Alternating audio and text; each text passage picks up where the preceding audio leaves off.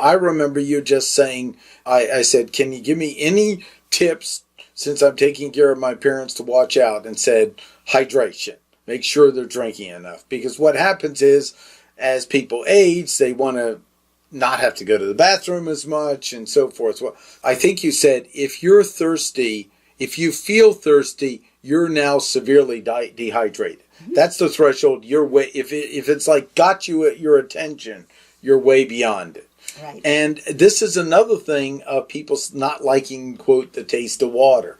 And I think that has to do with also toxicity, getting it, because I'm really enjoying the taste of water. And there was a point I didn't. It had to be flavored or something else. Mm-hmm. So could you talk about water and the importance of it? Actually, water is, if you want to start somewhere, I think water is the easiest thing to do. Okay? You don't have to give up anything. Right. Really. We do want good sources of clean water. Mm-hmm. That, again, is a deep dive discussion. Right. We'll have to have a whole show on that. But we'll assume that you live in a place that has good water that you can receive. There are some things that are actually negative that pull water out of your body. Okay. So caffeine, bubbles of any sort, so any kind of soda, seltzers, most artificial sweeteners other than stevia. I see. They all actually dehydrate us. So if you are drinking anything, even if it's just sparkling water, it is actually not going to hydrate you. Wow, that's a big deal. Yeah, that's a very big deal.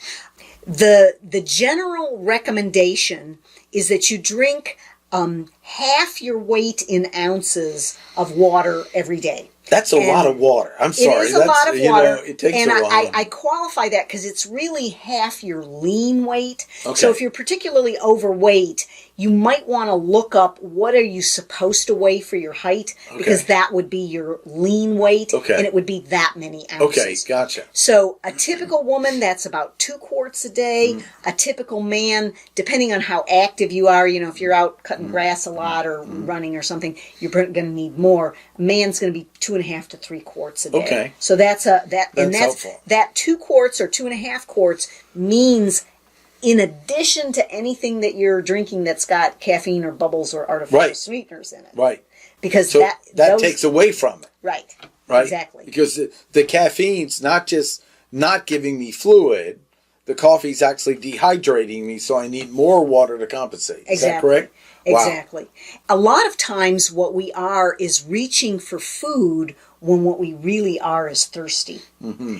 And so this is where you see, when the paparazzi capture all of the stars, they're all walking around with a bottle of water. I see. Because they've been told that they need to be drinking water all day long because it helps them to stay thin and so forth. And it'll help you to stay thin too, to be drinking water all day long. That is the first rule of thumb, is just reach for some water before you reach for the food, and you may find that is what you need. Particularly if you're somebody who tends to retain water, your rings get tight, your socks are making dents around your ankles, that kind of stuff. That means you're dehydrated. I see. The water has gone outside of your cells into the surrounding tissues, so your cells are actually dehydrated when that happens. And so those people really need to up the water intake. I just remembered a real estate guy in D.C. who's lost a huge amount of weight, and I said, what did you do? And he said, drank more water. And then he said, no, more than you ever imagined. It's like... Well, there's actually studies that show if you simply drink 17 ounces of water, which is about the size of a, average bottle, that increases your metabolism 30%.